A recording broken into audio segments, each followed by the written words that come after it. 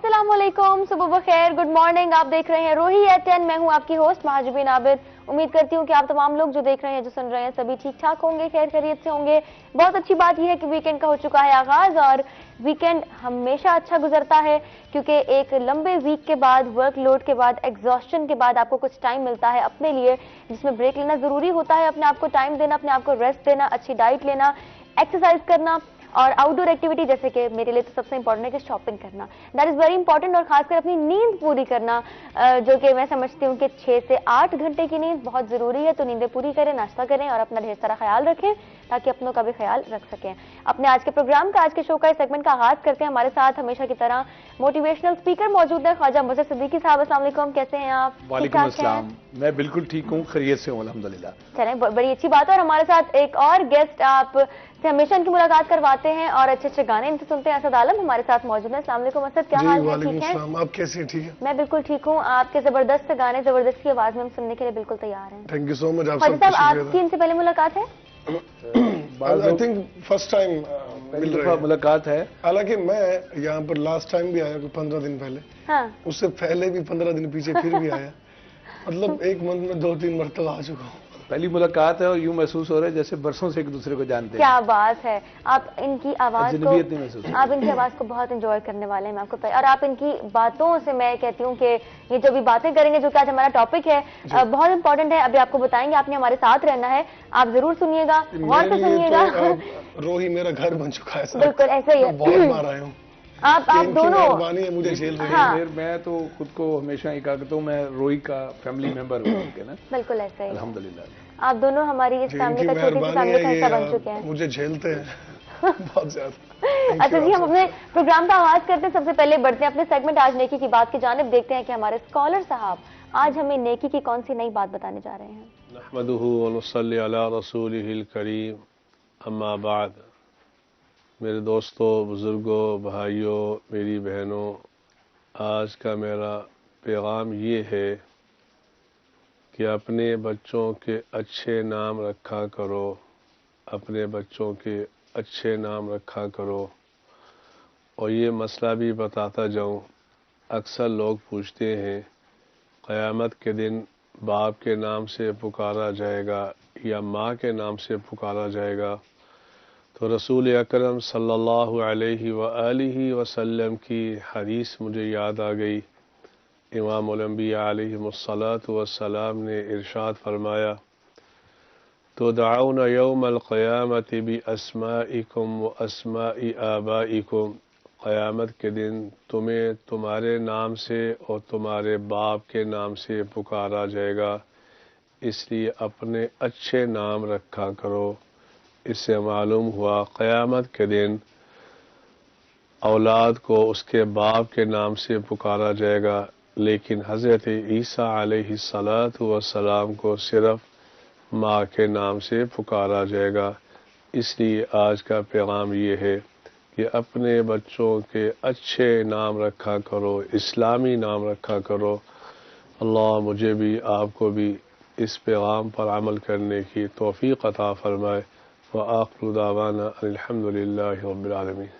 आमीन। और अपनी आज की गुफ्तगू का आगाज करेंगे, लेकिन सबसे पहले जानेंगे वीकेंड के हवाले से कि ख्वाजा साहब आपका वीकेंड कैसे गुजरता है? देखें, मेरी जो ज़िंदगी है वो डायमेंशनल है और मैं मल्टीटास्किंग आदमी हूँ। मेरा हर दिन जो है वो बड़ा मुतहर्रिक और सरगर्म गुजरता है।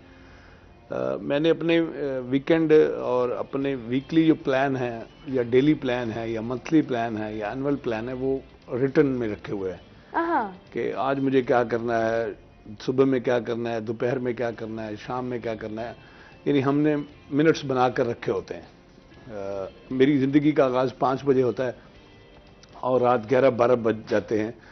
तो वीकेंड में कोई स्पेशल नहीं होता, चूँकि प्लान किया होता है। तो आमतौर पर वीकेंड में आप बुला लेते हैं, यहाँ आ जाता हूँ।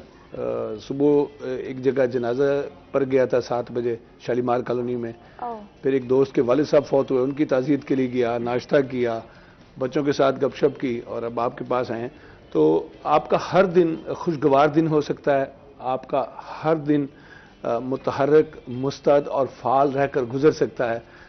और आप हर दिन को एंजॉय कर सकते हैं, हर लम्हे को एंजॉय कर सकते हैं अगर आपके पास प्लानिंग है। बिल्कुल। और अगर आपने प्लान नहीं किया अपना दिन, अपना वीकेंड, अपना हॉलिडे, अपना ऑफ डे, तो आपके लिए हर दिन बोरियत का दिन होगा, हर दिन मायूसी का दिन होगा, हर रोज आप उदास होंगे, हर रोज आप शिकवे शिकायत करते फिरेंगे, वक्त से भी गिला करेंगे कि मेरे पास वक्त नहीं है, और फिर आप आमदनी का भी गिला करेंगे, मेरे पास अखराजात नहीं हैं।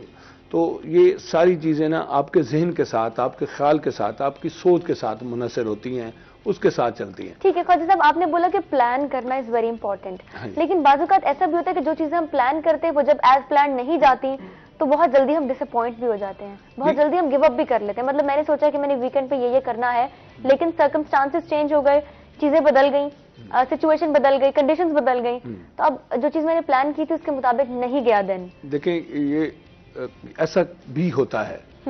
मैं बिल्कुल ये नहीं कहता कि जो आपने लिखा वैसा ही होता है, जो आपने करना है ना उसको तो लिखे ना कम से कम। हाँ।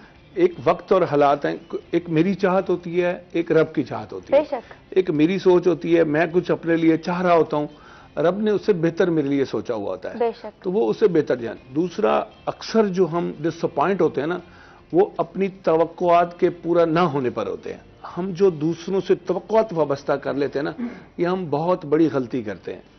हम दूसरों से खैर की तो उम्मीद रखें, उनसे अच्छाई की तो उम्मीद रखें, मगर हम बदतरीन के लिए भी तैयार हैं। कहा जाता है, एक बहुत मशहूर कहावत है, बेहतरीन की उम्मीद रखो, बदतरीन के लिए तैयार रहो। तो आप जब किसी से बहुत ज्यादा एक्सपेक्टेशन रख लेते हैं, उम्मीदें वाबस्ता कर लेते हैं, तवक्कुआत वाबस्ता कर लेते हैं, और वो आप लिख लेते हैं, इससे ये लेना है, इससे ये मांगना है, इससे ये तलब करना है, इससे ये निकालना है, अपनी ये ख्वाहिश फलां से पूरी करनी है, अपनी ये जरूरत फलां से पूरी करनी है, ये तवक्कुआत हैं। और तवक्कुआत का समुंदर जो है वो बहुत गहरा है, और यहां हम डूब जाते हैं। तवक्कुआत का पहाड़ बहुत ऊंचा है और हम चढ़ नहीं सकते। और आप जब बहुत ज्यादा लोगों से तवक्कुआत वाबस्ता कर लेते हैं ना, फिर मायूसी आती है, उदासी आती है, शिकवा शिकायत पैदा होती है, और आपका एतबार उड़ जाता है लोगों से, दोस्तों से, मिलने जुलने वालों से। ये एतबार तब कायम रह सकता है जब अपनी ख्वाहिशात को थोड़ा कर लें, अपनी जरूरतों को कम कर लें, और आप दूसरों से तवक्कुआत मत रखें। अगर रखनी है तो इतनी रखें कि अगर वो पूरी नहीं होती तो आप उदास ना हो, परेशान ना हो, मायूस ना हो, आप किसी कोने में जाके लग के बैठ ना जाएं तो मैं मर गया, मैं लुट गया मेरी। देखें, अच्छा, इसमें भी एक और बात है, हम दूसरों की तवक्कुआत पर पूरा नहीं उतरते और दूसरों से वो तवक्कुआत रख लेते। ये भी एक गलती है, एक ये पहलू भी है। एक तो हमारी लोग तवक्कुआत पूरा नहीं करते, ये एक पहलू है। दूसरा पहलू ये भी है कि हम भी दूसरों की तवक्कुआत पर पूरा नहीं उतरते। हम भी दूसरों को मायूस करते हैं, हम भी दूसरों को उदास करते हैं, हम भी दूसरों की नाकामी का सबब बनते हैं, हम भी दूसरों की ख्वाहिशात को कुचल देते हैं, मसल देते हैं, और उनकी ख्वाहिशात को अधूरा रहने देते हैं। हम भी अना में, इज्जत में, और दूसरे को गिरगिराने के मौके देने में थोड़े कंजर्वेटिव साबित होते हैं। बिल्कुल सही। कॉमन प्रैक्टिस है कि रोजाना हम यही शिकायत करते हैं, जिंदगी भर हम यही शिकायत करते रहते हैं कि हमारे साथ ये हो गया, उसने मेरे साथ ये कर दिया, लेकिन कहीं ना कहीं हम ये भूल जाते हैं कि हमने क्या किया। मैं ये कहता हूं, जब कहीं क्लैश खड़ा हो ना, तसादुम पैदा हो जाए, झगड़ा हो जाए, कहीं जज्बात आपको महसूस हो कि उसने मुझे तकलीफ पहुंचाई है, असल में जब भी कहीं क्लैश खड़ा हो ना, थोड़ा आप बैठ के संजीदगी के साथ, फकीर का ये कहना है, मैं ये कहा करता हूं कि कौम में जो सबसे कम चीज मैंने देखी है वो संजीदगी है। यानी मैच्योरिटी का फुकदान है। आप कहते हैं ना पाकिस्तान का सबसे बड़ा मसला क्या है, तो मैं कहता हूं एक मसला ये भी बड़ा मसला है कि यहां संजीदगी का फुकदान है। जब कहीं झगड़ा हो, क्लैश हो, तनाज़ा खड़ा हो, तसादुम पैदा हो, लड़ाई की नौबत आए, तो आप थोड़ा ठंडे दिल से बैठ के ना सोचेंगे, तो आप जब सोचने बैठेंगे, उसके पहलुओं पर गौर करेंगे, तो आपको अपनी गलती ज्यादा नजर आएगी। जब आपको अपनी गलती नजर आएगी ना, तो फिर आप माजरत भी करेंगे, उसकी तलाफी भी करेंगे, उसका कफारा भी अदा करेंगे, और रजामंदी भी हासिल करेंगे दूसरे की। गलती का जायजा लिया जाए संजीदगी के साथ, तो आपको अपनी गलती ज्यादा नजर आएगी। मुझे आपने कहीं गुस्सा ज्यादा किया होगा, आप कहीं ज्यादा भड़क गए होंगे, आपने कहीं एक इल्जाम लगा दिया होगा, कोई पिछली बात छेड़ दी होगी, आपने भी कोई ना कोई किरदार अदा किया होता बिल्कुल सही। असद हमारे साथ मौजूद है। बात शुरू हुई थी प्लानिंग से कि आप किस तरीके से अपना वीकेंड प्लान करते हैं और लाइफ में, जिंदगी में प्लानिंग की कितनी इंपॉर्टेंस है। असद आप मुझे बताएं, फिर हम अभी आएंगे कि आप कैसे अपना वीकेंड प्लान करते हैं। प्लानिंग वाकई आपकी जिंदगी में एग्जिस्ट भी करती है या नहीं? जी, मैं प्लानिंग पे भरोसा नहीं रखता, क्योंकि जिंदगी जो है उसका कोई पता नहीं होता कभी भी। और अगर हम ये सोचते हैं कि नहीं यार ये होगा, तो ऐसा कुछ नहीं होता। जो भी क्योंकि कुरान मजीद में भी यही लिखा गया है, कोई भी पत्ता, कोई भी चीज़ सिवाय उसकी मर्जी से कुछ नहीं हिलता। तो मेरे ख्याल से मैं हर दिन को अपना आखिरी दिन समझ के जीता हूँ। और बाकी रही टेंशन की बात, अगर मैं टेंशन किसी चीज़ की लूँगा तो वो पूरा दिन मेरे ऊपर वही सवार रहेगी, मैं फ्यूचर का कुछ नहीं सोच पाऊंगा अगर एक चीज़ को पकड़ लूँगा मैं। अगर मैं हर दिन को अपना आखिरी दिन समझ के जीऊँगा तो मुझे काफ़ी मज़ा आएगा और मैं जीता हूँ। मेरा आपको पता है म्यूज़िक में गुजरता है ज़्यादा। कोशिश करता हूँ कि सुबह की नमाज़ पढ़ूँ, उठूँ, लेकिन मैं रात को 3 बजे या 2 बजे घर आता हूँ, लेकिन असर की, मगरिब की, इशा की मैं नमाज नहीं छोड़ता। म्यूजिक के दौरान भी टाइम निकालता होता हूँ, कभी कभी छूट भी जाती है एक आध नमाज, लेकिन कोशिश करता हूँ कि सुबह भी मैं जल्दी उठूँ। फैमिली को टाइम बहुत कम देता हूँ, एक क्योंकि अभी स्ट्रगल लाइफ में हूँ, मेहनत कर रहा हूँ, फिर जब सब एकदम सही हो जाएगा। लेकिन मैं इंजॉय करता हूँ। तो वीकेंड कैसे गुजरता है आपका? सफर में गुजरता है मेरा तो जी, डेली। और सफर पसंद है मुझे, मंजिल पसंद नहीं है, सफर पसंद है। और यही कोशिश करता हूँ कि हर दिन को आखिरी दिन समझूं और अच्छे से गुजारूं। और प्लानिंग कोई नहीं है, जो होगा वो उसके हाथ में। अब देखा कि मुख्तलिफ लोग हैं, मुख्तलिफ ख्यालात हैं, चीजों को देखने का नजरिया और है। अच्छा ख्वाजा साहब, आज जिस टॉपिक पर मैं बात करना चाहूंगी और चाहूंगी कि आप अपनी राय पेश करें इस पे, कि ये है कि हम दुनिया में रह रहे हैं, मुख्तलिफ लोग हैं, आप हैं, ये हैं, मैं हूँ, मुख्तलिफ आइडियाज हैं। अब हम इकट्ठे भी रह रहे हैं, मुख्तलिफ कल्चर्स हैं, ट्रेडिशंस डिफरेंट हैं, अपनी प्रैक्टिसेस डिफरेंट हैं, लेकिन सब में रहना भी है, एक दूसरे के साथ इंटरैक्ट भी करना है। लेकिन कहा यह जाता है कि सब में रहो लेकिन सब जैसा ना बनो। बड़ी गहरी बात है। तो इस पे आज हम बात करना चाहेंगे और चाहूंगी कि आप अपनी राय का इजहार करें कि आप इस चीज को, स्टेटमेंट को कैसे लेते हैं। ये मौजू जो है हमना हाशमी का तजवीज़ करता है, और हमना हाशमी जो है आपकी टीम का हिस्सा हैं, आप प्रोड्यूसर हैं यहाँ। वो जब भी कोई मौजू देती हैं तो बड़ा अछूता मौजू होता है। उन्वान, रात को उन्होंने ये उन्वान लिखा तो उनका उन्वान पढ़ के मैं मुस्कुराया। मैं किसी तकरीब में मौजूद था तो मुझे हंसी आई कि इतना अच्छा टॉपिक है ये। देखें, इस सवाल में जवाब भी है। बिल्कुल। ये आप मेरी राय जानना चाहती हैं कि सब में रहो, सब जैसे न बनो। तो इसमें इंतखाब, चॉइस की बात है। आपके ज़िंदगी के जो रंग ढंग हैं उसको इख्तियार करने की बात है, सीखने की बात है, समझने की बात है। अभी ये नौजवान कह रहे थे कि मैं सीखता हूँ, हम रोज़ नया सीखते हैं। मैं तो ये कहता हूँ, आप अगर ज़िंदगी में 3-4 चीज़ें इकट्ठी कर लें, अपने अंदर पैदा कर लें, तो आप यकीन करें कि आइडियल पर्सनालिटी बन जाएंगे।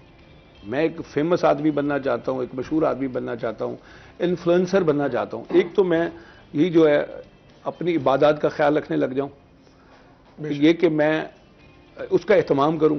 दूसरा, मैं रोजाना मुताले की आदत डालूं अपने आप को, यानी कि 1 घंटा सुबह, 1 घंटा शाम को मैं पढ़ने लग जाऊं। और मैं मुस्तकिल ये आदत हो, ये ना हो कि आप महीने में 1 दफ़ा कोई किताब उठाएं और फिर उसको अगली दफ़ा उसकी बारी 1 महीने बाद नहीं। आप रोजाना सुबह का और रात का वक्त मुकर्रर करें कि उसमें एक रीडिंग करनी है। तीसरा, आप ना वर्जिश जरूर करें, वॉक और वर्जिश जरूरी है। इबादत का एहतमाम करें, रोज़ मुताला करें और आप वर्जिश करें, वॉक करें। चौथी बात जो बहुत अहम है वो ये है कि आप किसी अच्छी सोबत में बैठें, बहुत जरूरी, बहुत सोबत। और इंसान जो है वो अपनी सोबत से बहुत सीखता है। अब इसमें यह है कि सोबत आप किस किस्म के इख्तियार करना चाहते हैं। एक कबूतरबाज है, वो कबूतरबाजों में बैठेगा। एक मुर्गियों की लड़ाई करवाता है, वो उसमें बैठेगा। एक कुत्तों की रेस करवाता है, वो उसमें बैठेगा।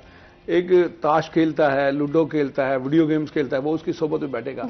तो वो जहां जहां बैठेगा, देखें, सीखना जो है ना, सीखना ये बहुत जरूरी है। अफसोस तो ये है कि यहाँ सिखाने वाले नहीं हैं और सीखने वाले भी नहीं हैं। और जो सिखा रहे हैं चंद लोग, वो उनको खुद सीखने की जरूरत थी। हाँ, ऐसा ही है। जो सिखा रहे हैं उन्होंने थोड़ा सीखा और वो मैदान में छलांग लगा। ठीक है, इस बारे में बात करते हैं। हमारे साथ कॉलर हैं इशफाक साहब भावल नगर से। अस्सलाम वालेकुम, कैसे हैं आप? जी वालेकुम सलाम, कैसे हैं? मैं बिल्कुल ठीक हूँ अल्हम्दुलिल्लाह। आप बताएं, खैर खैरियत से हैं? जी अल्लाह का शुक्र। आपके टॉपिक के मुताबिक मैंने बात करनी थी, बहुत अच्छा जी टॉपिक है आपका, जरूर कहें।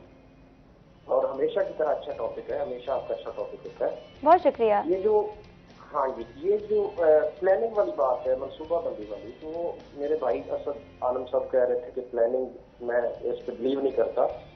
तो हर बंदे के अपने ख्यालात होते हैं, लेकिन जहाँ तक मेरा ख्याल है, जो प्लानिंग है जिंदगी में, या मनसूबाबंदी है, या हदफ है, या टारगेट है, ये इंसान के लिए जरूरी है।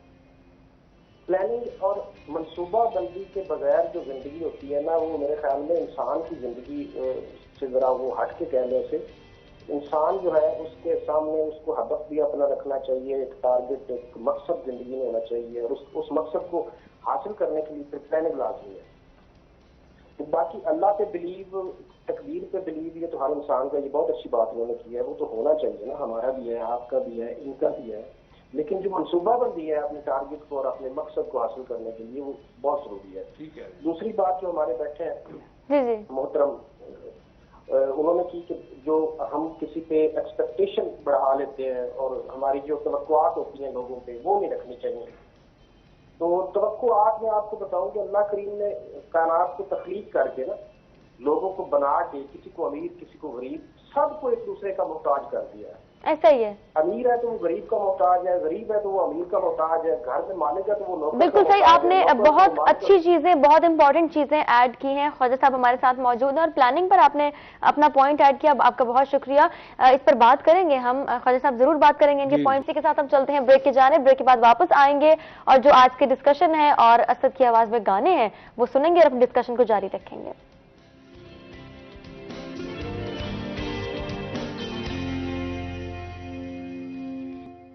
वेलकम बैक, आप देख रहे हैं रोही एट 10। ब्रेक के बाद हम आ चुके हैं वापस, एक दफा फिर से प्रोग्राम में आपको खुशामदीद कहते हैं। सेगमेंट में हम बात कर रहे हैं ख्वाजा मजहर सिद्दीकी साहब से, और असद आलम हमारे साथ मौजूद हैं, सिंगर, और बहुत खूबसूरत सा गाना इन्होंने भी प्रेजेंट किया जिसको हम हमेशा ही इंजॉय करते हैं और इनकी प्रेजेंस को भी इंजॉय करते हैं, इनकी बातों को भी इंजॉय करते हैं और इनसे भी बहुत कुछ सीखने को मिलता है क्योंकि ये हर वक्त नई नई बातें जो है वो शेयर करते हैं। ख्वाजा साहब मौजूद है हमारे साथ, हम बात कर रहे हैं इसी दुनिया में रहना है, मुख्तलिफ लोगों के साथ रहना है, अपने सर्कल में रहना है, लेकिन आइडियाज मुख्तलिफ हैं, राय मुख्तलिफ है, ओपिनियन मुख्तलिफ है, सोच अलग है, लेकिन सब में रहना है, सब जैसा नहीं बनना। तो ये एक स्टेटमेंट होती है, इस पर अगर गौर किया जाए तो कितनी और बातें इससे रिलेटेड सामने आती हैं। ख्वाजा साहब हमें बताएंगे, हमें सिखाएंगे। तो आप कुछ बातें ऐड कर रहे थे जो कि बहुत इंपॉर्टेंट मैं समझती हूँ कि हैं। जी, मैं ये समझता हूँ कि हम सब में रहें, सब जैसे ना बने। जी, हम सब में रहें, सब जैसे न बने। ये तभी मुमकिन है जब आप अपनी सोच का, फिक्र का, अंडरस्टैंडिंग का प्याला खाली रखें। अगर ये भरा हुआ है, इसमें पुराने ख्यालात, फरसूदा सोचें, मायूस लोगों के अकवाल और नफरत और तशद्दुद भरी ख्यालात अगर इसमें भरे हुए हैं तो फिर आपको कोई अच्छा नहीं लगेगा। आप बजाय इसके कि कुछ नया सीखेंगे, कुछ नया अडॉप्ट करेंगे, आप गलतुल आम चीज़ें जो हैं, नफरत अंगेज चीज़ें जो हैं, ये तशद्दुद पसंद चीज़ें जो हैं वो आम करेंगे। आप सब में रहें, अच्छा सीखें, अच्छे बने। एक आदमी जो है वो अपनी सोबत से पहचाना जाता है। A man is known by his company keeps. आदमी जो है वो अपनी सोबत से पहचानता है। तो आप अच्छे बुरों में रहें, कोशिश करें अच्छों की, सालिहीन की सोबत इख्तियार करें। जो लोग आइडियल हों, इन्फ्लुएंसर हों, आपके साथी भी हो सकते हैं, आपके पेरेंट्स भी हो सकते हैं, आपका कोई टीचर, कोई आपका मोहल्ले में पड़ोसी भी हो सकता है, कोई आपके मोहल्ले का डॉक्टर भी हो सकता है, कोई आपके मोहल्ले का मस्जिद का इमाम भी हो सकता है, खतीब भी हो सकता है। आप सबके साथ रहें मगर अच्छा लें, बिल्कुल अच्छा सीखें। देखें, मैं ये कहा करता हूँ, जो बड़े लोग हैं ना, जिनको अजमत अल्लाह ने अता की है, वो रोज़ नया सीखते हैं। जो रोज़ नया करना और नया सीखना है ना, तो ये भी आपको तवानाई देता है, ताकत देता है, आपकी सोच को ताजगी देता है, आपके फिक्र को, ख्याल को नई राहें सुझाता है। तो इसलिए आप सब में रहें, अच्छी चीज़ें लें। यानी इंतखाब जिंदगी में बहुत इंपॉर्टेंट बहुत जरूरी है, बहुत जरूरी है। प्लानिंग, इंतखाब, ये सब चीज़ें जिंदगी, असल में ना हम जिंदगी को जीना तो चाहते हैं मगर अच्छे ढप से नहीं जीना चाहते। मैं फिर ये कहूँगा कि हमारे यहाँ तालीम की बहुत कमी है, बहुत कमी है। अगर किसी एक चीज़ की कमी को बताया जाए तो वो यही है कि हमारे यहाँ तालीम की कमी है। अच्छा, जो थोड़ी बहुत तालीम है कुछ लोगों में, उनमें तरबियत नहीं है, उनमें शऊर नहीं है। तालीम एक डिग्री का नाम नहीं है, एक कागज का पन्ना है जो आपने पकड़ा हुआ है, ये मेरी ये डिग्री है, मैंने ये एमफिल किया, ये पीएचडी की, मैंने ये टॉप किया, मैंने ये मेडल लिया। नहीं, ऐसा नहीं है। अगर आप में इंसानियत नहीं है, आप में शऊर नहीं है, तो आप में तरबियत नहीं है, तो आप में कुछ भी नहीं है। डिग्री ये का भी महज कोई एक फायदा कागज नहीं। का एक टुकड़ा है। बिल्कुल। हमारे यहाँ जो तालीमी इदारे हैं ये सिर्फ ही टुकड़ा देने का काम कर रहे हैं। आपको डिग्री होल्डर बना देते हैं, बिल्कुल। आपको पोजीशन होल्डर बना देते हैं, आपको ढेर सारे नंबर देके गोल्ड मेडल भी पकड़ा देते हैं, आपको इनाम में बाइक और कार भी पकड़ा देते हैं। अगर वो नहीं देते तो आपको शऊर नहीं देते, आपको तहजीब नहीं सिखाते, आपको उठना बैठना बोलना नहीं सिखाते, आपको बड़ों का एहतराम नहीं सिखाते। मैंने यहीं बैठकर कहा था कि एक बाप ने अपने बेटे को कहा, जब बेटा बाप के सामने बोला तो उसने कहा, बेटा कल से कॉलेज नहीं जाना तूने। देखा अब्बू क्यों? उसने कहा, जो कॉलेज जो है, ये जो तालीम जो है, ये तुम्हें अगर बड़ों के सामने बोलना नहीं सिखाती तो इससे बेहतर है तुम किसी वर्कशॉप में जाके काम करो, तुम स्कूल कॉलेज ना जाओ। तो ये तालीम तहजीब सिखाती है, तालीम तरबियत देती है, तालीम आपको अच्छा बनाती है।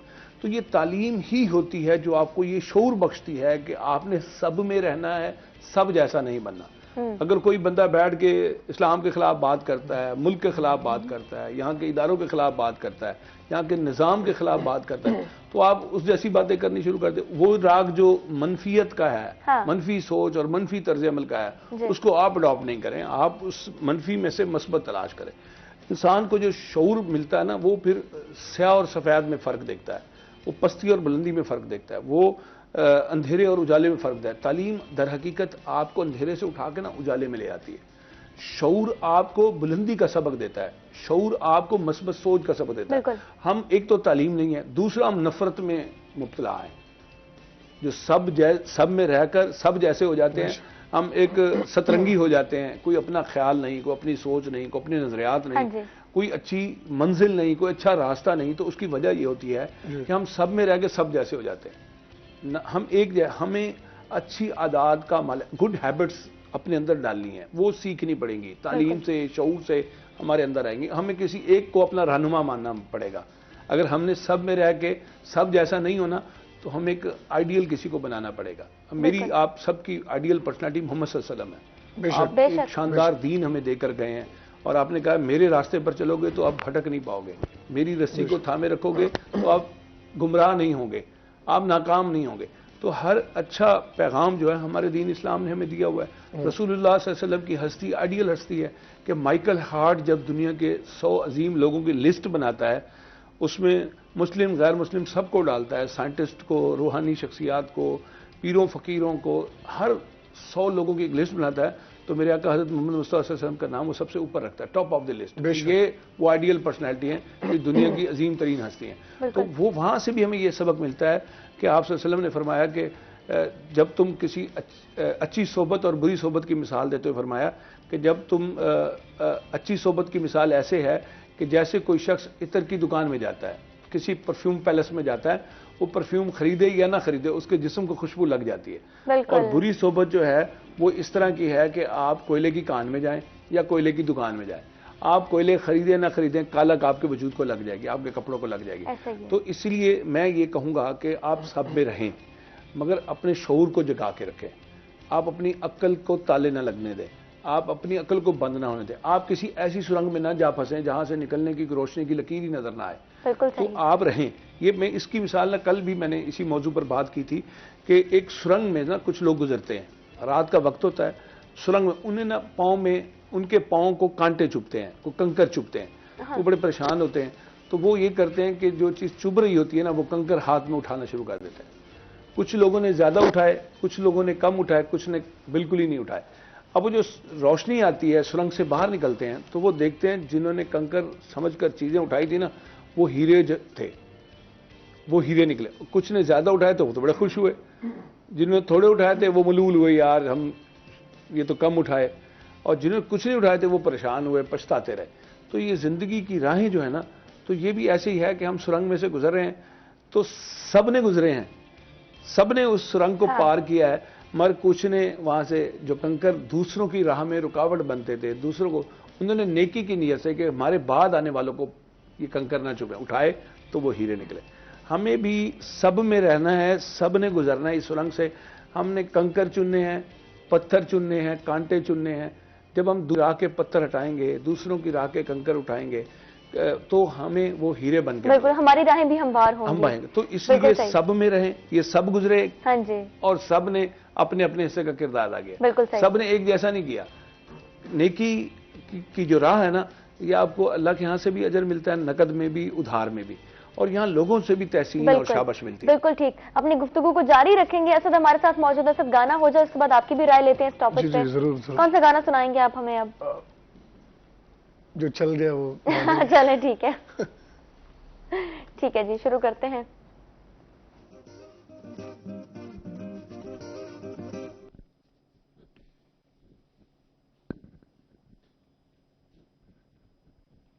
अभी चल जाएगा और फिर हम आपसे गाना भी सुनेंगे, लेकिन कोई बात नहीं, गाना सुनने से पहले हम आपकी राय ले लेते हैं इस मौजू पे, इस टॉपिक पे, जो कि हम डिस्कस कर रहे हैं कि सब में रहें लेकिन सब जैसा ना बने। इन्होंने कहा कि पहले तो हर कोई अपनी में पड़ा हुआ है, और जहां तक रही बात ये कि कोई भी ये नहीं चाहता कि वो मुझसे आगे निकले, वो मुझसे आगे बढ़े। हर कोई वो यही चाहता है कि वो मेरे पीछे रहे, मैं ही सबसे आगे निकल जाऊं। ऐसा कभी नहीं होता। जब तक आप दूसरों के लिए अच्छी सोच नहीं रखोगे, खुद भी आप आगे नहीं जा पाओगे। इसमें ना, जैसे इन्होंने मैं इजाफा करता हूं कि दुनिया में ना एक बड़ी रेस हुई, और वो खास लोगों की रेस थी, स्पेशल बच्चों की रेस थी। ये जो माजूर बच्चे होते हैं उनकी रेस थी। ये 60s की दिहाई की बात है, पिछली सदी की। तो वो सब आधे जिस्मों वाले, किसी की टांग कटी हुई, किसी के बाजू नहीं है, किसी की आंखें नहीं है, कोई सुन नहीं पा रहा। जब रेस में गए ना, तो वो ओलंपिक था। वहाँ अब हमारे यहाँ लाइव हुआ है ना नशरियात, वहाँ उस वक्त लाइव होती थी। तो वो उसमें जो 5-7 बरस की बच्ची थी ना, वो थोड़ा सा, जिसकी दो टांगे नहीं थी, बैसाखी के सहारे पर थी, वो थोड़ा आगे जाके ना गिर गई और एक चीख बुलंद हुई। तो वहाँ हजारों लोग जो स्टेडियम बैठे हुए थे, वहाँ चुप साध ली उन्होंने। वहाँ वो सबकी आंखों में आंसू थे कि एक बच्ची गिर गई है जो चल नहीं सकी, बैसाखियों से गिर गई है। तो वो जो आगे बढ़ गए थे ना, वो जो आगे बढ़ गए थे, वो सब पीछे आए। सब में रहना है, सब जैसा नहीं होना। बिल्कुल। वो सब पीछे आए, उस 5-7 साल की माजूर बच्ची को उठाया, और फिर ये दुनिया का पहला ओलंपिक था जो स्टार्टिंग पॉइंट से एंडिंग पॉइंट तक, विनिंग पॉइंट तक सबने इकट्ठे अबूर किया और सब फातेह ठहरे। तो सब में रहना है, सब जैसा नहीं होना। और कोई रेस होती तो वो उसको पिछाड़ के वो गिर गई, आगे बढ़े, हम तो जीते। बिल्कुल सही, बहुत अच्छी एग्जांपल दी है आपने, और जारी रखेंगे। एहसास की लड़ाई है।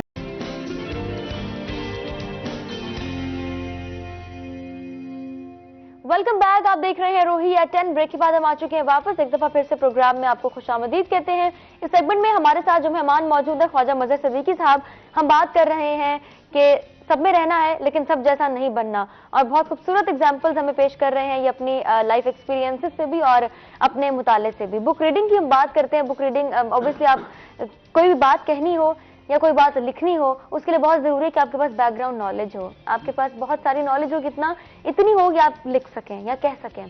तो आप क्या समझते हैं कि बुक रीडिंग की आदत कम नहीं हो गई काफी? मतलब पहले तो ऐसा भी होता था कि हमारे घरों में एक सेक्शन होता था बुक्स का अलग, जो कि हम डिवोट करते थे बुक्स को। अब तो ऐसा कुछ नहीं है।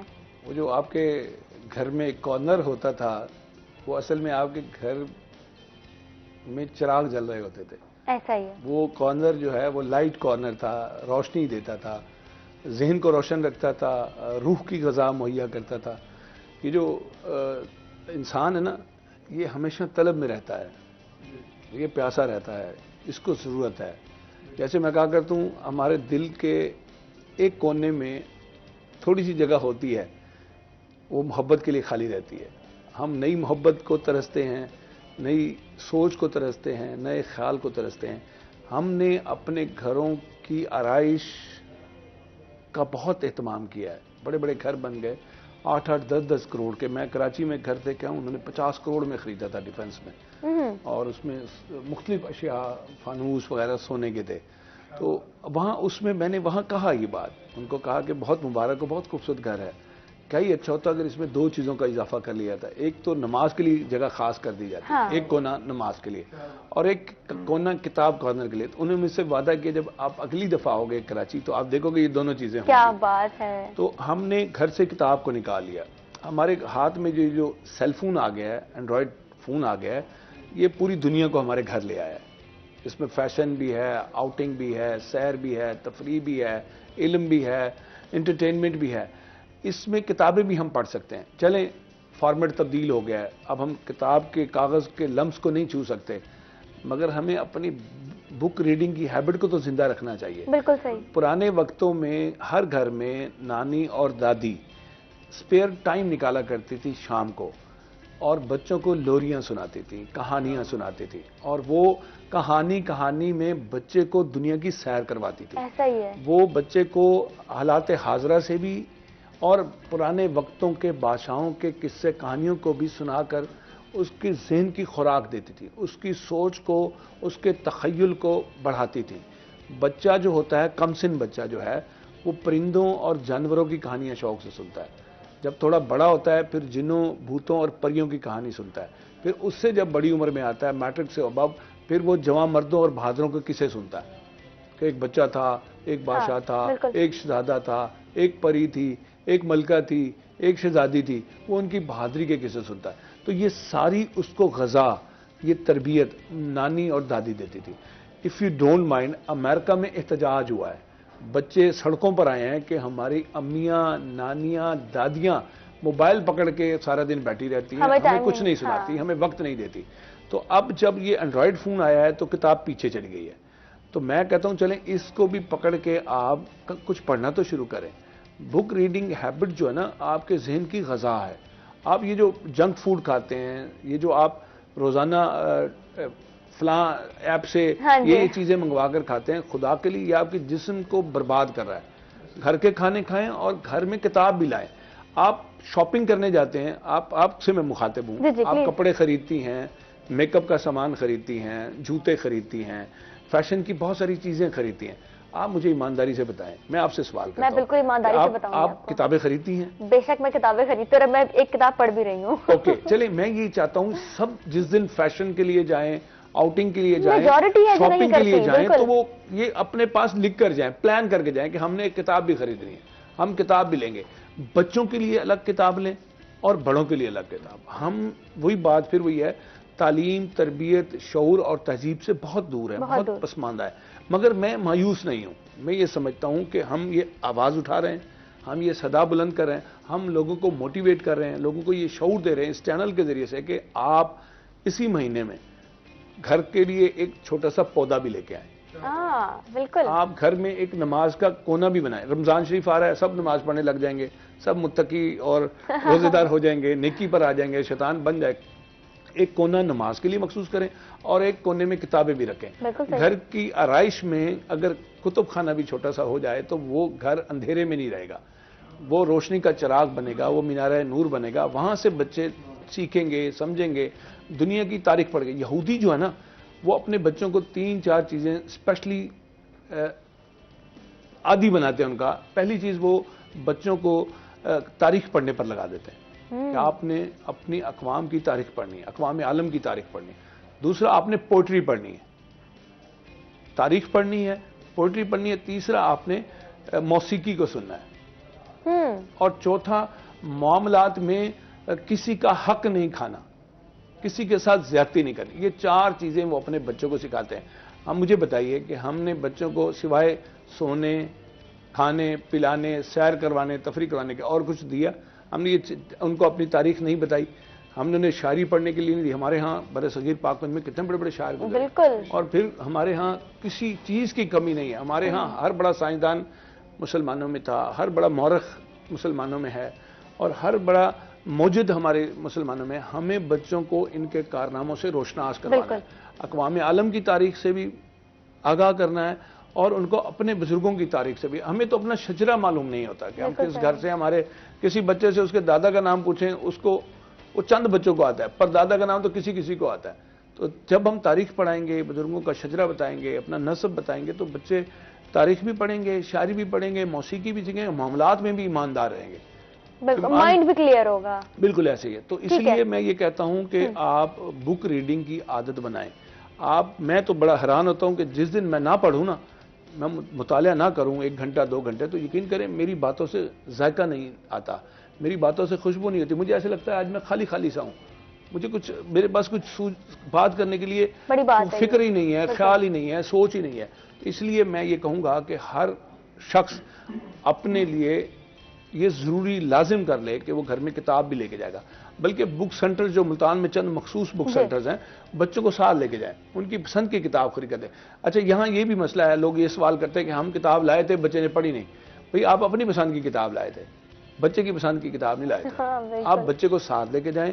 और फिर एक और भी यहाँ काम यह है कि अगर फिर भी बच्चा पसंद की किताब लाने के बावजूद भी नहीं पढ़ा, तो उसके लिए भी एक एक्सरसाइज है कि अमली मशक है, वो ये कि आप किताब लेके बैठें और जगह यार मैं पढ़ता हूँ, आप जानबूझ के उसमें कोई गलती करें। हाँ। वो बच्चा आपकी गलती को दुरुस्त करे।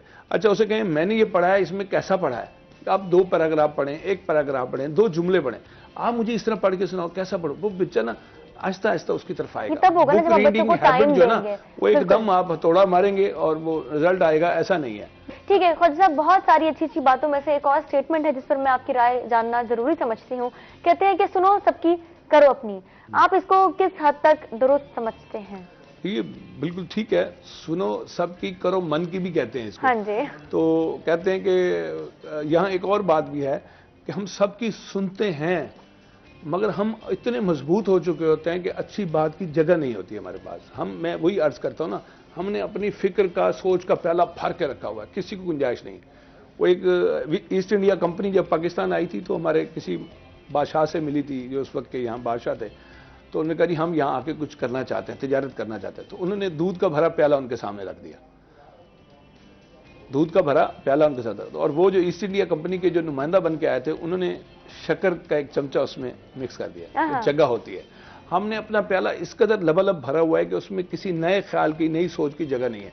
तो सुनो सबकी करो मन की भी एक बहुत खूबसूरत बात है, और ये हमारे बड़ों के अक़वाल हैं, उनके कहे हुए बातें ना दानिश की बातें हैं, अक्ल व दानिश की बातें हैं, उनके तजुर्बात का निचोड़ है। मैं भी यही कहूँगा, सुनो सबकी करो मन की, मगर उसका मवाजना जो है, वो तराजू जो है वो आपके हाथ में। अच्छा करो, जो करो अच्छा करो। ठीक है। हाँ, जो कदम बढ़े नेकी की तरफ बढ़े, खैर की तरफ बढ़े, भलाई की तरफ बढ़े।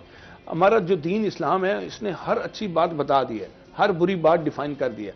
अब इसके लिए कोई बड़ी बड़ी किताबों की जरूरत नहीं है। आप कुरान पाक ही पढ़ना शुरू कर दें, आप सल्लल्लाहु अलैहि वसल्लम की सीरत ही पढ़ना शुरू कर दें, तो आपको यकीनन वहाँ बहुत सारी ऐसी बातें मिलेंगी कि आपको अपनी जो अमाल हैं वो गलत नजर आएंगे, और आप उनकी सुन के उस पर अमल करना शुरू करें। बिल्कुल सही। ठीक है जी ख्वाजा साहब, आपका बहुत बहुत शुक्रिया। सद आपका बहुत शुक्रिया प्रोग्राम में शामिल होने का। इसी के साथ इस सेगमेंट का इख्तिताम हो जाता है। ब्रेक की जाने बढ़ेंगे।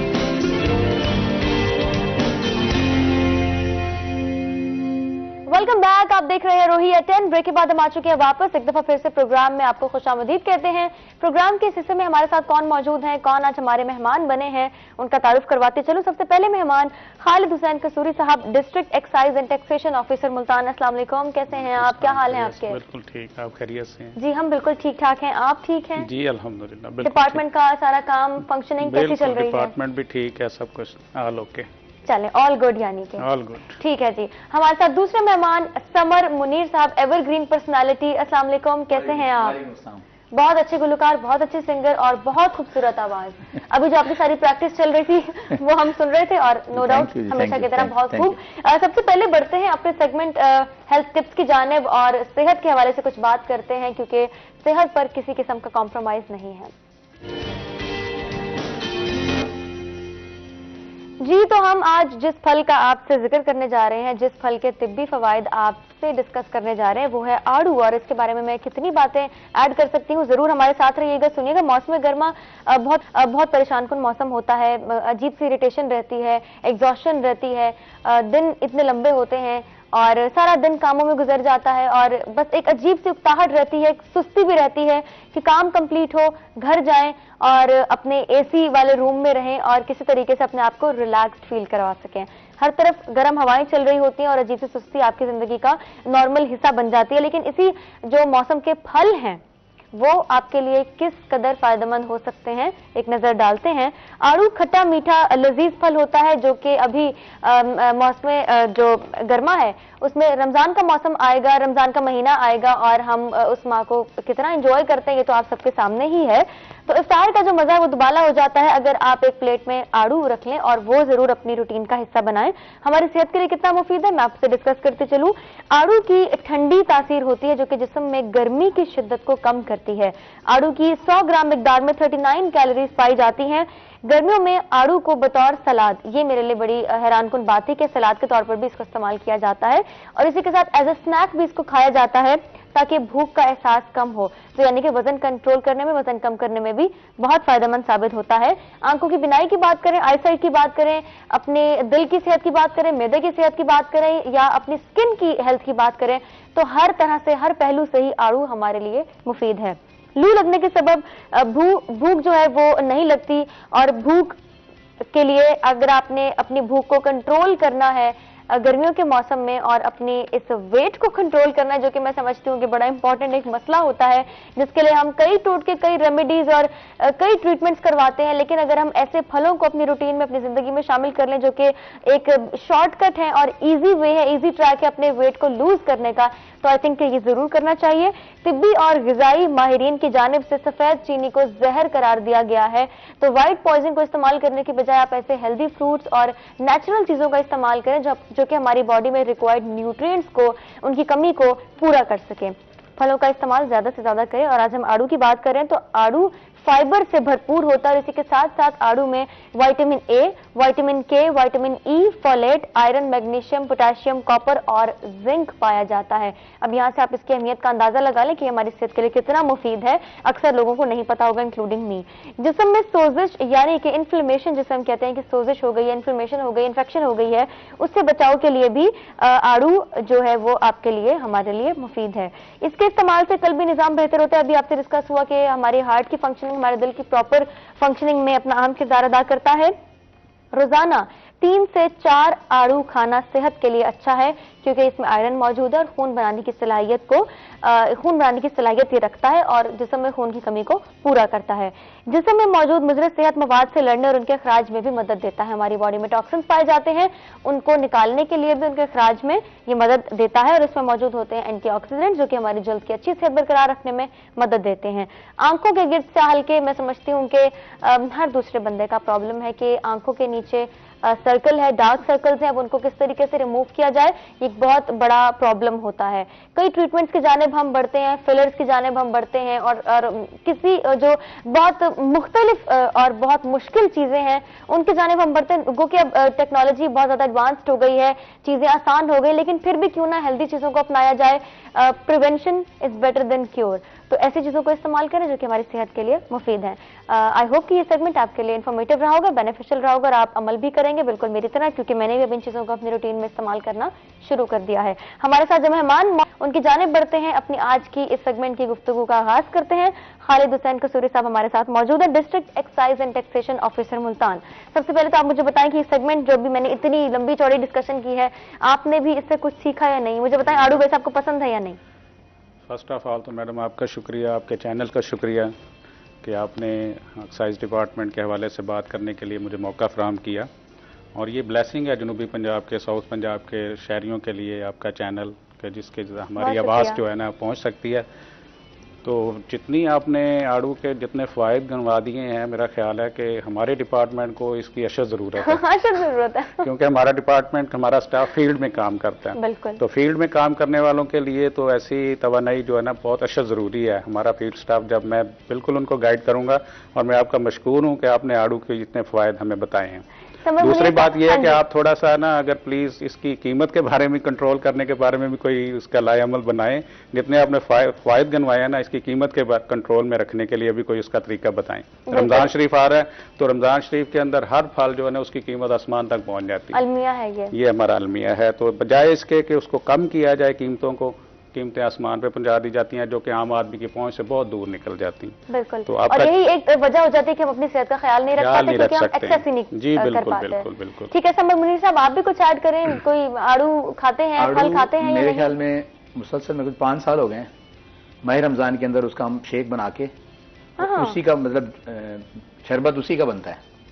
वो मेरी एक सिस्टर हैं, उन्होंने कहा कि ये बनाए और वो जब से बनाया है उसने आके हमारे घर में, तो हमारे यहाँ अफ्तारी पे वो जरूर होता है। बिल्कुल सही बात है। फ्रेश जूसेस में आड़ू हाँ का जी, जो आड़ू का जूस होता जूस बनाए है आप, तो उसका कोई मुकाबला नहीं है। ठीक है इनकी बात किसी हद तक कि फल महंगे हो जाते हैं, एक्सेस नहीं पड़ती, मगर यह है कि अगर वो पिएंगे तो उसमें आपको सेहत मिलती है।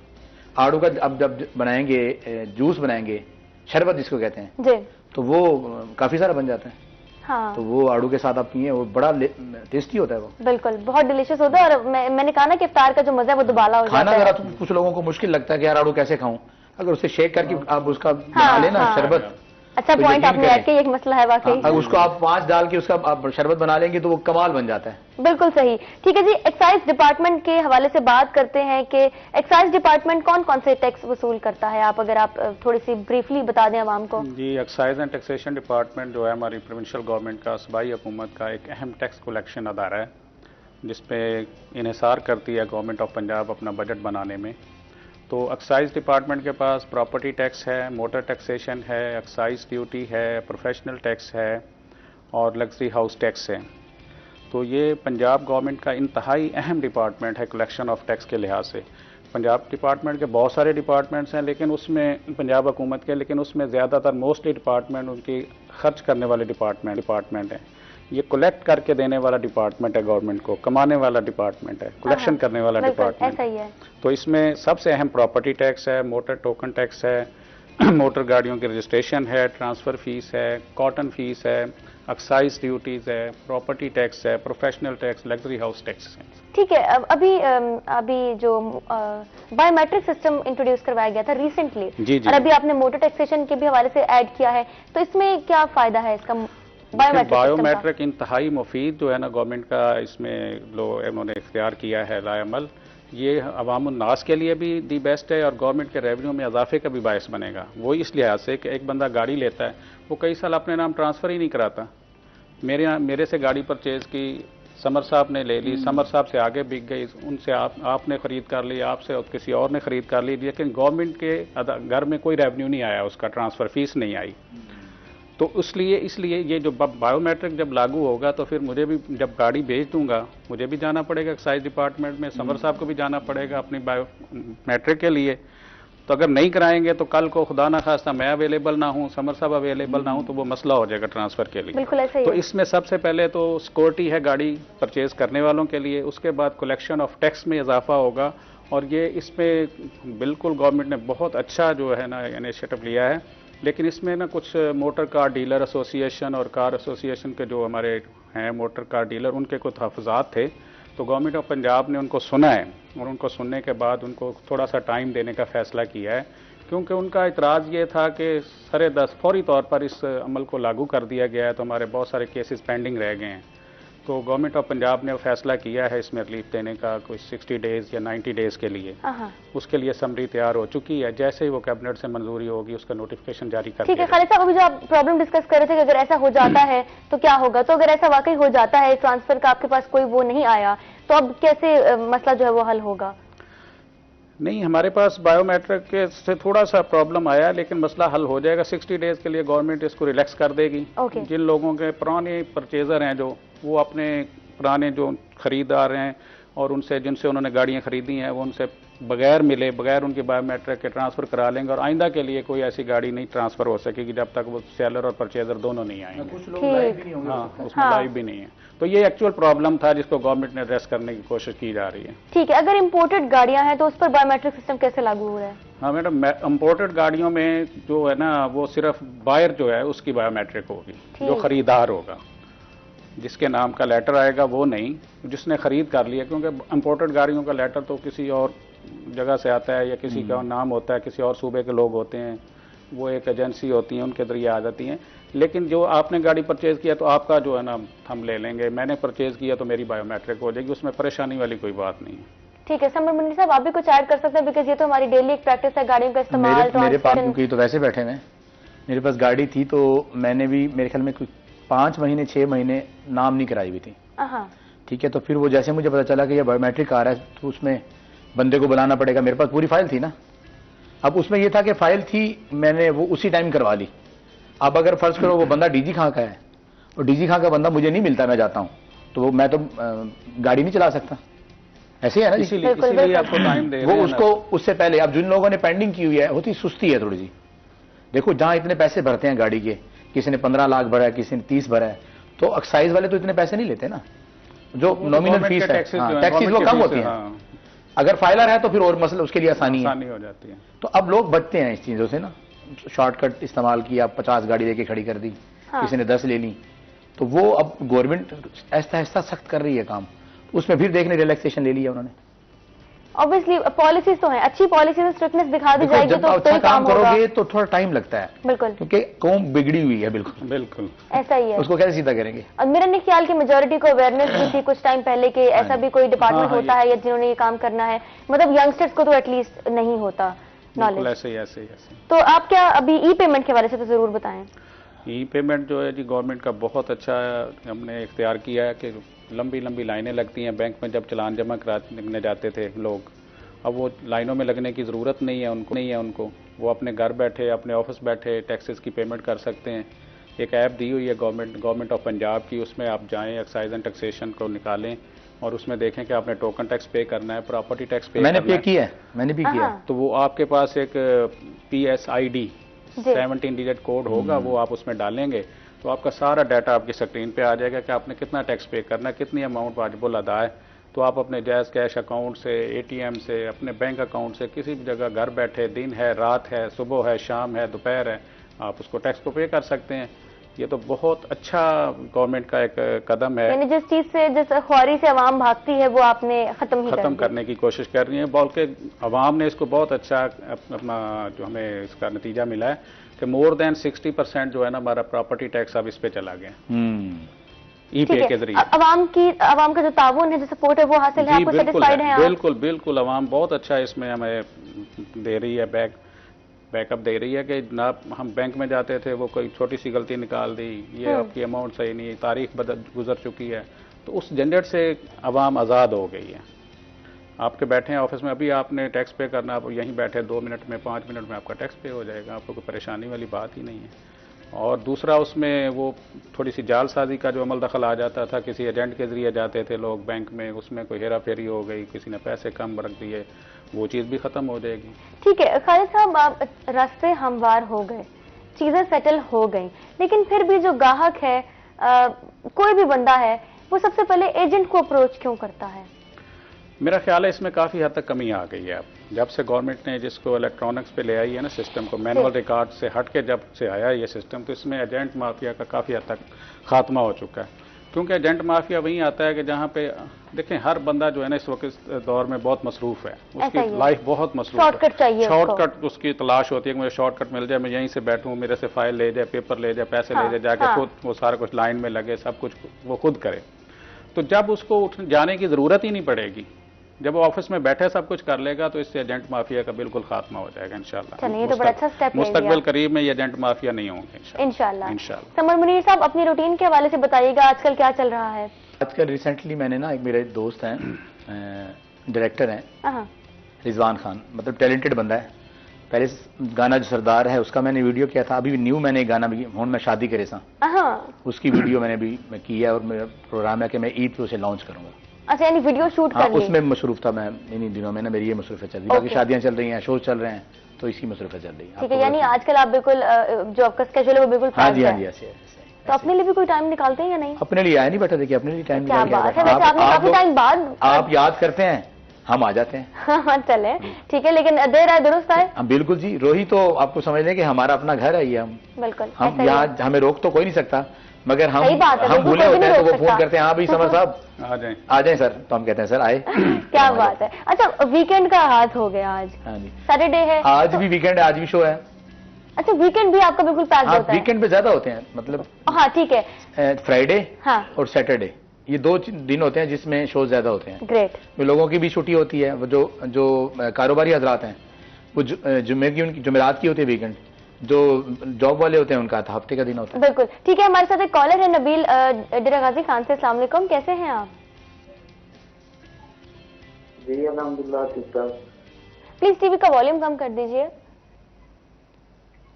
हाँ जी बिल्कुल, वॉल्यूम बंद है। ठीक है जी, प्लीज कहिए, क्या कहना चाहेंगे? मैं ये कहना चाह रहा था कि बेरागाजी खान सिटी में जो है ना एक्साइज और टैक्सेशन की तरफ से जो है ना नंबर प्लेट का जो है अजरा नहीं किया जा रहा। मैंने जो है अपनी बाइक ली है तो उसकी जो है ना मैंने नंबर प्लेट जो है ना अप्लाई किया हुआ है 2020 की। उसका अगर कहते हैं तो मैं आपको नंबर भी बता देता हूँ। उसकी जो है ना नंबर प्लेट वो कहते हैं कि प्रीवियस जो है ना वो डिलीवर नहीं की जा रही, जो लेटेस्ट है वो डिलीवर की जा रही है, जबकि टैक्सेस की मद में जो है वो पैसे भी वसूल कर लिए गए हैं।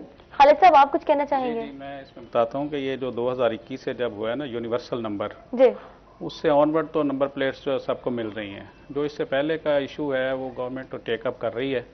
तो कुछ हमारा टीसीएस के साथ मुआहदा था डिलीवरी का, उसमें उसके मसाइल आए हैं।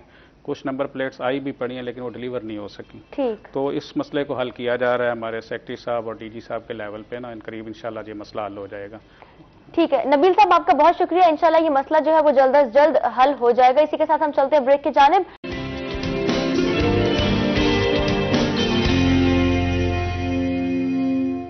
वेलकम बैक, आप देख रहे हैं रोही एट 10। ब्रेक के बाद हम आ चुके हैं वापस। एक दफा फिर से प्रोग्राम में आपको खुशामदीद कहते हैं।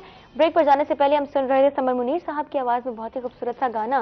वैसे मैं ज्यादा सराइकी गाने नहीं सुनती, लेकिन जब सुनती हूँ तो वो बहुत सेलेक्टिव होते हैं और वो बहुत अच्छे होते हैं माशाल्लाह। जिस तरीके से आप डिलीवर करते हैं, जिस तरीके से आप प्रेजेंट करते हैं, आई थिंक वाओ। मेरे जो दिमाग में चीज होती है वो ये होती है कि अगर आपका कोई गाना सराइकी गाना अगर आपके हमसाये मुल्क में जाके कोई गाना अगर बने तो वो किस तरह का बनेगा।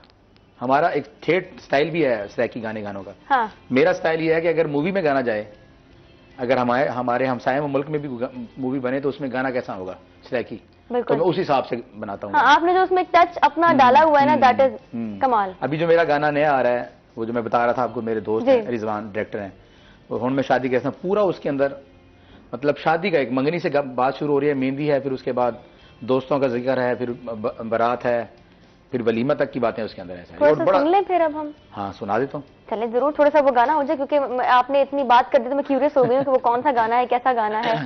सोनी की नारी है मंगनी दी त्यारी है, मैं भी कुंवारा हाँ ओ भी कुंवारी है, सच्चा है उंदा मेरा प्यार हुण मैं शादी करे सा, सच्चा है उंदा मेरा प्यार हुण मैं शादी करे सा, चढ़दी जवानी है अख मस्तानी है, मैं भी दीवाना हाँ ओ भी दीवानी है, सच्चा है उंदा मेरा प्यार हुण मैं शादी करे सा, सच्चा है उंदा मेरा प्यार हुण मैं शादी करे सा।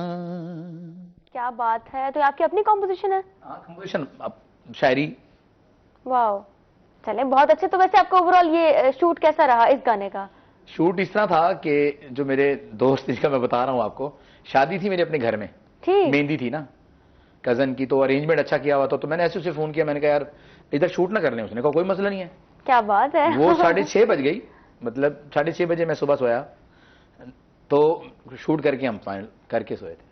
क्या बात है। वो उसकी क्वालिटी है कि मैंने उसको कहना यार एक दिन है, वो मॉडल शॉडल सब कुछ अरेंज करके वो करके आज बिठा कर दिया।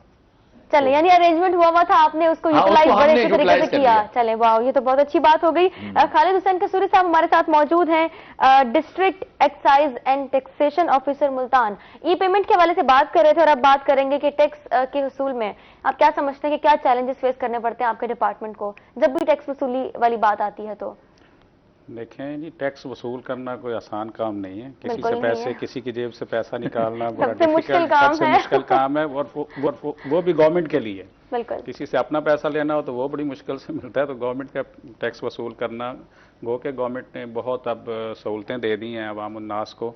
इसके लिए मैं अर्ज करूँ कि सबसे पहले इंसान का टैक्स माइंड होना ज़रूरी है।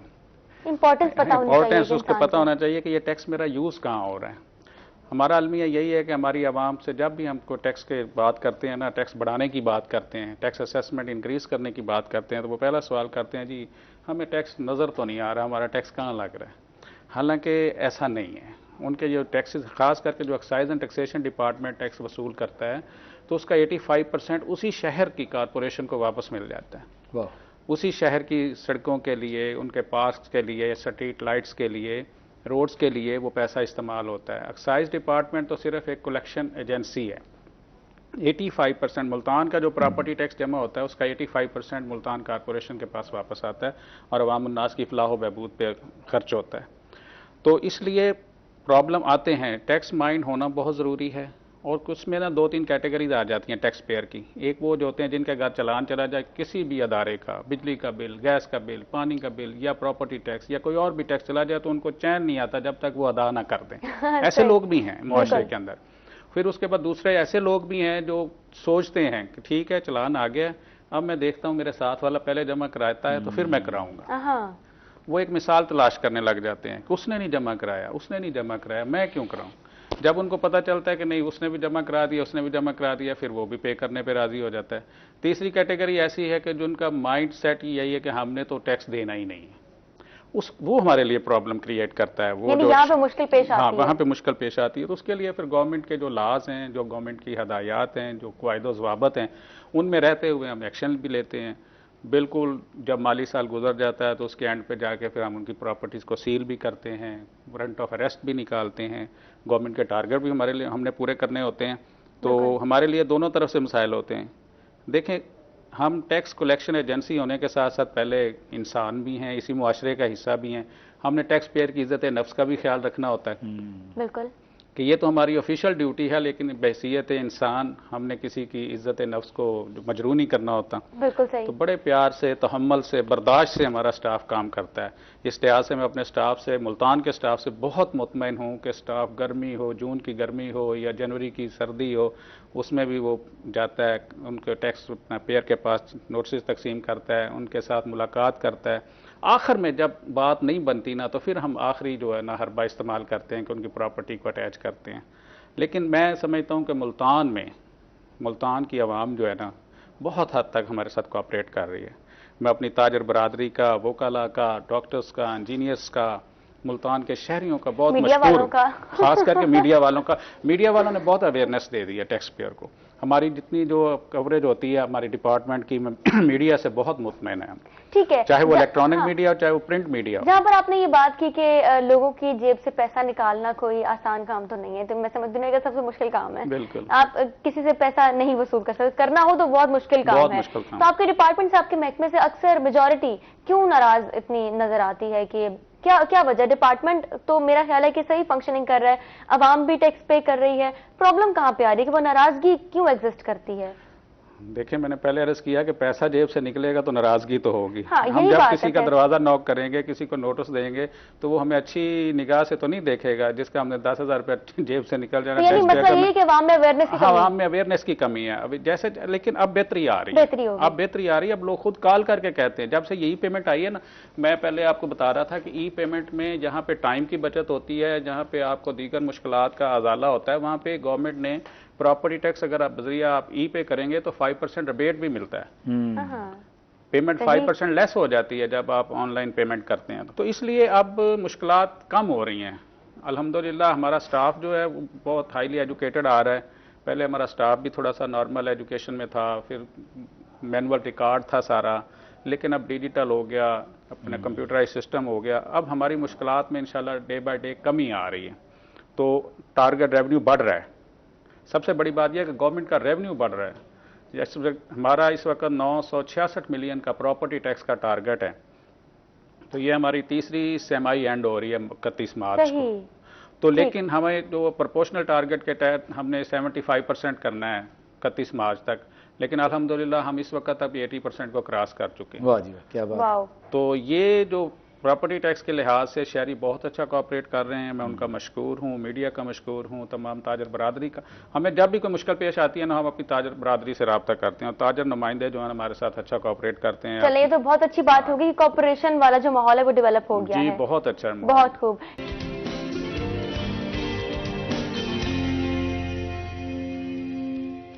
वेलकम बैक, आप देख रहे हैं रोही एटेन। ब्रेक के बाद हम आ चुके हैं वापस। एक दफा फिर से आपके प्रोग्राम में खुशामदीद कहते हैं। समर मुनीर साहब हमारे साथ मौजूद है, बहुत ही खूबसूरत आवाज में बहुत खूबसूरत गाना।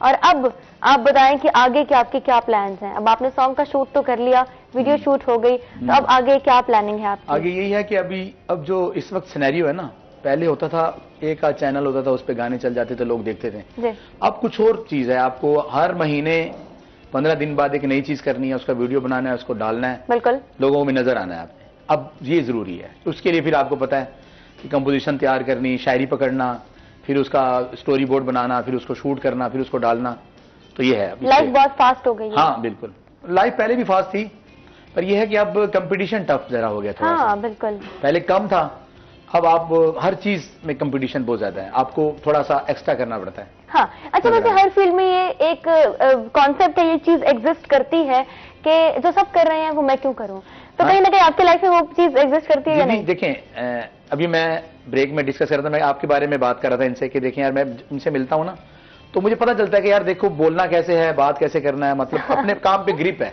बिल्कुल। तो वो हम भी जब तक अगर कोई बैठे हुए मुझे कह देना यार समर मजा नहीं आया, तो इसका मतलब यह है कि मैं यार नहीं करना, ये मुझे नहीं करना चाहिए। तो मुझे आज तक, मुझे 20 साल हो गए इस फील्ड में, आज तक मुझे किसी एक बंदे ने ये नहीं कहा यार तू गाना बंद कर दे, छोड़ दे। वाओ। तो वो हमें आगे लेके जाती है चीज, क्योंकि एप्रिसिएशन पहली सीढ़ी है मेरी नजर में। बिल्कुल। एप्रिसिएशन लोग झूठ में भी बेचा कर दें, मगर आज नहीं करते। हमारी म्यूजिक कम्युनिटी में जहां आप गलत करोगे तो वो कहेंगे वाह क्या खान साहब क्या बात है। बंदे को पता होता है कि मैं गलत कर रहा हूं। अगर मैं आपकी झूठी तारीफ करूंगा तो आपको पता चल जाएगा ये समर झूठी कर रहा है। आप तारीफ के काबिल हो तो आपकी तारीफ करनी चाहिए, और करनी लोग करते हैं, करने वाले। बिल्कुल। और इसलिए जब आप मेहनत करेंगे तो आपकी तारीफ होगी, उसके लिए आपको स्ट्रगल करनी पड़ेगी, मेहनत करनी पड़ेगी। वैसे अगर हम आपके फेवरेट सिंगर्स की बात करें तो वो उस लिस्ट में किन किन का नाम आता है? फेवरेट के अंदर देखें जी, जो भी बंदा है ना इस दुनिया में, कोई भी, आप किसी को भी पकड़ लें जी, वो फेमस ऐसे होता है कि उसके अंदर उसकी अनथक मेहनत होती है, दिन रात वो मेहनत करता है। कोई भी अमीर आदमी पकड़ लें आप, जस्टिफाइड, ठीक है, हम लोग कहते हैं ना यार ये तो बड़ा फला है। सिंगर्स हैं, चाहे लिरिक्स लिखने वाले शायर हैं, कंपोजर हैं, वो मेहनत करते हैं। हम उस तक जगह तक पहुंचने के लिए आपको उससे ज्यादा मेहनत करनी पड़ती है। बिल्कुल सही। खालिद साहब हमारे साथ मौजूद हैं। अब एंड पर बात को चूंकि हम कंक्लूड करने लगे हैं, तो आप मुझे बताइएगा कि आप क्या समझते हैं ओवरऑल टैक्स के हुसूल को बेहतर, इस प्रोसीजर को बेहतर कैसे किया जा सकता है? क्योंकि सिस्टम भी इंट्रोड्यूस हो गया, चीजें आसान हो गई, मजीद अब क्या बेहतरी लाई जा सकती है? जैसे मैंने पहले आपसे गुजारिश की थी कि इसमें आवाम के लिए आगाही पैदा करना ज़रूरी है कि उनका पैसा जो वो गवर्नमेंट के ख़जाने में जमा करा रहे हैं उनकी फलाह बहबूद पे लग रहा है। जिस दिन ये सोच परवान चढ़ गई ना हमारे मुआशरे के अंदर, मेरा ख्याल है कि यहाँ पे बहुत सारा टैक्स जमा होगा जिसमें हमारे मुल्क की बेहतरी आएगी, हमारे सूबे की बेहतरी आएगी, हमारे शहर की बेहतरी आएगी। और जब हमारे शहर की बेहतरी आएगी तो हमारी अपनी ज़ात की बेहतरी आएगी। बिल्कुल सही। रोड बनेंगे, पार्क्स बनेंगे, अपना हॉस्पिटल्स बनेंगे, सड़कें बनेंगी, उसमें हमारी बेहतरी है। तो सबसे पहले अवेयरनेस पैदा करने की ज़रूरत है कि ये जो आपने 1 रुपया भी गवर्नमेंट के ख़जाने में टैक्स जमा कराया ना, ये ज़ाया नहीं हो रहा, ये आपकी फलाह बहबूद पे खर्च हो रहा है। जिस दिन जिस बात को समझ गई आवाम, उस दिन हमारा टैक्स डिपार्टमेंट जो है ना बहुत तरक्की कर जाएगा और हमारा मुल्क तरक्की करेगा, हमारा सूबा और हमारा शहर तरक्की करेगा। बिल्कुल सही। आपने बड़ी अच्छी चीजें ऐड की कि अवाम में शऊर पैदा हो रहा है, अवेयरनेस है, लेकिन चंद लोग, मेजॉरिटी की बात नहीं करती, मोस्ट ऑफ द केसेस की बात नहीं करती, लेकिन कुछ लोग, चंद लोग जो कि अभी भी रेजिस्टेंस शो करते हैं, रेजिस्ट करते हैं, उनसे आप किस तरीके से ताउन की उम्मीद रखते हैं? क्योंकि शायद उनको अवेयरनेस नहीं है, उनको नहीं पता कि उनका पैसा कहाँ पे यूटिलाइज हो रहा है। देखिए अभी ना चंद साल पहले गवर्नमेंट ने ना एक लग्जरी हाउस टैक्स मुतारफ कराया जी। तो वो उन लोगों पे है जो उसको अफोर्ड कर सकते हैं। अब मुल्तान जैसे शहर में जिसका 2 कनाल का घर हो और उसका 6000 फीट स्क्वायर अपना कवर्ड एरिया भी हो, तो मेरा ख्याल है कि वो आम शख्स नहीं होता, उसके अच्छे हालात हैं, अच्छा बिजनेस है, अच्छा जॉब है। तो इसलिए इस दौर में 2 कनाल का घर बनाना जो है ना हर किसी के बस की बात नहीं रह गया महंगाई के दौर में। तो वो 1 टाइम टैक्स है। तो उस सिलसिले में हमें काफ़ी मुश्किलात पेश आती हैं जब हम किसी को कहते हैं ना उसमें गवर्नमेंट ने 2 लाख रुपया पर कनाल रखा है, हम 1.5 लाख रुपये पर कनाल मुल्तान के लिए, तो वो जब हमसे कहते हैं वो कहते हैं जी मैं इतना सारा टैक्स क्यों दूँ। मैं आज आपके प्रोग्राम की वसासत से उन मुअज़्ज़ज़ शहरियों से, उन तमाम टैक्स गुज़ारान से ये गुजारिश करता हूँ कि वो 1 टाइम टैक्स है, लाइफ में एक बार आपने देना है, वो हर साल एनुअल टैक्स नहीं है। तो इससे हमारी गवर्नमेंट का रेवेन्यू भी बढ़ेगा। आप मेहरबानी करें, जिनके लग्जरी हाउसेस टैक्स हैं वो अपना हिस्सा डालें, इसके अंदर टैक्स कलेक्शन में हिस्सा डालें। और दूसरी बात जो अभी आप कर रहे थे समर साहब के साथ कि जनाब ये कैसे आपने सारा कुछ गेन किया, तो ये सब कुछ मेहनत से आता है, मेहनत में अजमत है, सीखना पड़ता है। मैंने भी सीखा, टैक्स कलेक्शन के हवाले से सीखने की ज़रूरत है, हमारे स्टाफ को सीखने की, जो हमारे नए आ रहे हैं उनको भी सीखने की ज़रूरत है। हमारे डायरेक्टर हैं खान अब्दुल्ला खान जलवानी साहब, सीनियर मोस्ट डायरेक्टर हैं पंजाब में, और उनकी शख्सियत जो है शराफत मतानत के लिहाज से एक अपनी मिसाल आप है। बेशक। मैंने उनसे बहुत कुछ सीखा है। वो यहाँ मुल्तान में एक्साइज एंड टैक्सेशन ऑफिसर भी रहे हैं जी। तो मैं यकीन करो उनको एक रोल मॉडल समझता हूँ डिपार्टमेंट में। तो ऐसे जो सीनियर्स हैं वो अपने जूनियर्स की रहनुमाई करें और जूनियर और सीनियर मिलकर आवाम के आगाही पैदा करें आवाम के अंदर, ताकि गवर्नमेंट की कलेक्शन बढ़ बिल्कुल सके। ठीक।